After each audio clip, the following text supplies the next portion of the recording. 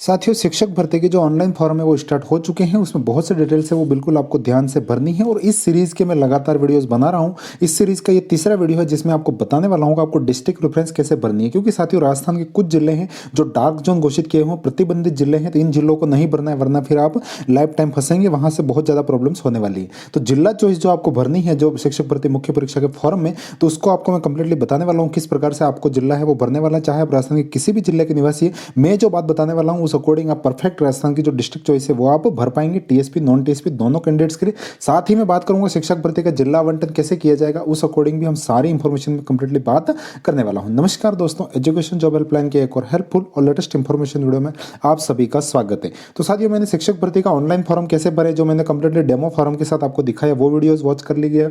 उसके बाद मैंने डॉक्यूमेंट्स का वीडियो बना दिया। ये डॉक्यूमेंट्स आपको अभी तैयार कर देने, वरना बाद में प्रॉब्लम्स हो सकती है, क्योंकि लास्ट डेट से पहले वो डॉक्यूमेंट्स तैयार करने। और इस सीरीज का ये तीसरा वीडियो है डिस्ट्रिक्ट प्रेफरेंस का। तो साथियों, ये है हमारा प्यारा राजस्थान का नक्शा है और उस अकॉर्डिंग हमें डिस्ट्रिक्ट चॉइस है वो इसी के अकॉर्डिंग, इसी की मदद लेकर हमें फिल करनी होगी। तो साथियों, राजस्थान में जैसे आप जो फॉर्म में फिल कर रहे हैं उसमें क्या है, वहाँ पर आपको डिस्ट्रिक्ट प्रेफरेंस भरवाई जा रही है। तो बहुत से स्टूडेंट्स क्या कंफ्यूज हो रहे हैं कि हमें जो जिलों में की पदों की संख्या है वो देखकर भरना है। बिल्कुल नहीं भरना, वो सारी बातें मैं क्लियर करूंगा। सबसे पहले मोस्टली बात ये है कि ये जो डिस्ट्रिक्ट प्रेफरेंस बनाई जा रही है ये है आप जो मतलब जब आप टीचर भर्ती में आपका सिलेक्शन हो जाएगा तो आप किस डिस्ट्रिक्ट में नौकरी करना चाहते हैं, किस डिस्ट्रिक्ट में आप जॉब करना चाहते हैं, वो उसके लिए आपसे भरवाया जा रहा है। और स्वाभाविक सी बात है, सभी अपने घर के पास ही जॉब करना चाहेंगे और आपकी जहां पर आपकी सुविधा रहेगी, घर के पास ही आपकी सबसे ज्यादा सुविधा रहेगी, तो वो उस अकॉर्डिंग आपको डिस्ट्रिक्ट की प्रेफरेंस भरनी है। जैसे मान लो मैं यहाँ पर बात कर रहा हूं, डार्क जोन है, वो सारी बातें तो हम करेंगे, लेकिन उससे पहले एक डिस्ट्रिक्ट प्रेफरेंस को समझ लेते हैं। जैसे मान लीजिए कि आपका जो जिला पड़ता है, मान लो उदाहरण के लिए हम देख लेते हैं, जैसे मान लो आपका डिस्ट्रिक्ट है नागौर,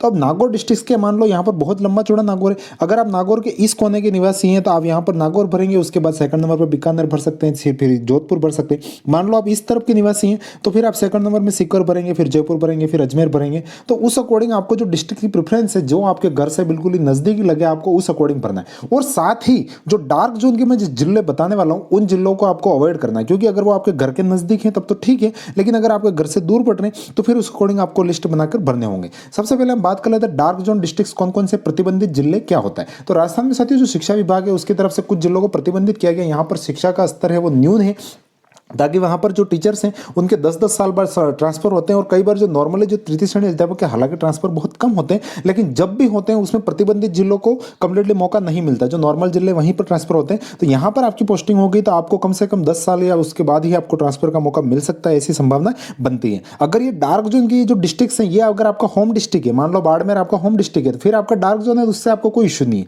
इन बातों को समझिएगा आप। सबसे पहले हम बात कर लेते हैं डार्क जोन जिले कौन कौन से। बाड़मेर, जैसलमेर, सिरोही, जालौर, बारा, झालावाड़, बीकानेर, डूंगरपुर और बांसवाड़ा, प्रतापगढ़। ये कंप्लीटली टीएसपी के 3 डिस्ट्रिक्ट हो गए। और नॉन टीएसपी के जो 7 डिस्ट्रिक्ट हैं ये हैं आपके कंप्लीटली प्रतिबंधित जिले हैं, डार्क जोन जिले हैं। अगर ये आपके होम डिस्ट्रिक्ट नहीं है, बिल्कुल आपके पड़ोस में नहीं है, तो इन जिलों को अवॉइड करना है, सबसे लास्ट में भरने का रखिएगा। क्योंकि अगर आपकी इन डार्क जोन में पोस्टिंग होती है तो आपके ट्रांसफर वगैरह होने में समस्या रहेगी। तो मैंने ये सारी बातें आपकी क्लियर कर दी। अगर आपका होम डिस्ट्रिक्ट है तो फिर आप प्रतिबंधित जिले डार्क जोन नहीं देखना, आपके घर के पास पड़ रहा है, आपसे मतलब पड़ोसी जिला भी है तो भी आपको उतना लोड नहीं लेना। डार्क जोन का केवल यही बात है, आप जैसे नौकरी करते हैं वैसे सभी नौकरी करते हैं, वैसे आप भी करेंगे, लेकिन यहां पर ट्रांसफर के मौके कम मिलते हैं। मतलब यहां पर बहुत लेट में आपको ट्रांसफर का मौका मिलेगा। आपके घर अगर आप नजदीक में भविष्य में आना चाहोगे तो प्रतिबंधित जिलों में रहोगे तो वहां पर ट्रांसफर पर प्रतिबंध रहता है। मोस्टली आपको जो प्रभावित करने वाली बात है वो ये है।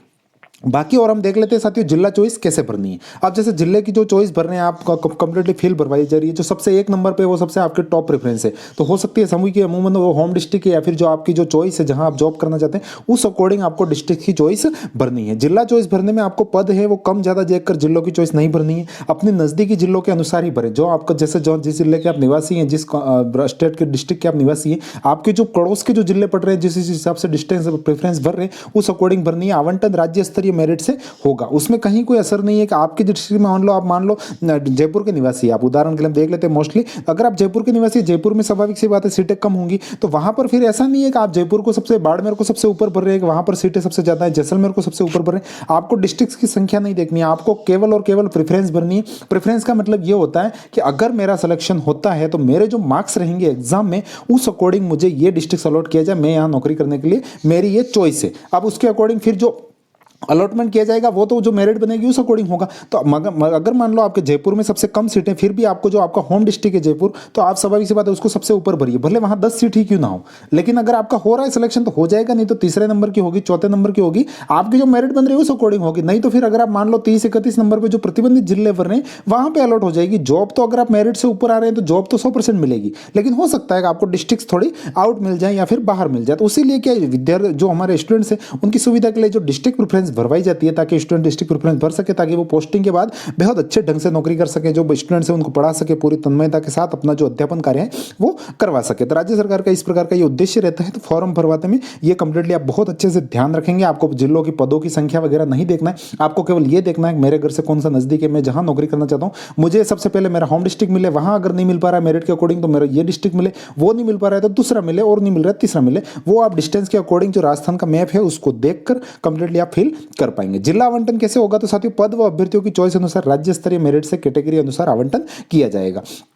अब जैसे जब भी जिला आवंटन होगा आपका कंप्लीटली जो आपके मेरिट जो एग्जाम में मार्क्स आएंगे आपके अकॉर्डिंग मेरिट बनेगी। उसके बाद अपनी जो कैटेगरी होती है, आपकी जो कैटेगरी है, जैसे मान लो आप मान लो जयपुर में हैं तो जयपुर में मान लो आपके 10 पद हैं कंप्लीटली, तो जहां जयपुर में सबसे ज्यादा आवेदन आएंगे चॉइस के, तो जो टॉप 10 कैंडिडेट्स होंगे उस कैटेगरी अकॉर्डिंग और उस जो जनरल मेरिट बनेगी उस अकॉर्डिंग उनको तो जयपुर मिल जाएगा। उसके बाद वालों को दूसरी चॉइस मिलेगी, तो वो उस अकॉर्डिंग जिला आवंटन स्टेट मेरिट से होना है। इसलिए आपको पदों को लेकर भी कहीं कोई लोड नहीं लेना, इन सारी चीजों का आप ध्यान रखेंगे। मैंने ये न्यूज़पेपर की कटिंग को भी साथ में लिया है ताकि और कुछ मान लो हालांकि कंफ्यूजन रहा नहीं होगा, लेकिन फिर भी अगर कुछ रह जाता है कंफ्यूजन तो आप कंप्लीटली इससे आपका कंफ्यूजन क्लियर हो जाएगा। क्योंकि राज्य के ये 10 जिले हैं जो प्रतिबंधित जिले हैं, इसकी भी ये बात कंप्लीटली इसमें कही गई थी, राज्य स्तरीय मेरिट है, ये बात भी इसमें न्यूज़पेपर में थी। तो उस अकॉर्डिंग आपको अपना जो गृह जिला, उसके पास का जिला, उसके बाद का दूसरे जिले इस प्रकार से फिल करने हैं। इस बात को आप अच्छे से समझ लीजिएगा और उसी अकॉर्डिंग डिस्ट्रिक्ट की चॉइस को फिल कीजिएगा। बाकी साथियों आप हमारा एजुकेशन जॉब हेल्पलाइन जो टेलीग्राम पर चैनल है उसको ज्वाइन कर लीजिएगा। आपको कंप्लीटली 17,500 से ऊपर की फैमिली है, मैं बहुत ज़्यादा हेल्पफुल कंटेंट लगातार देता हूं।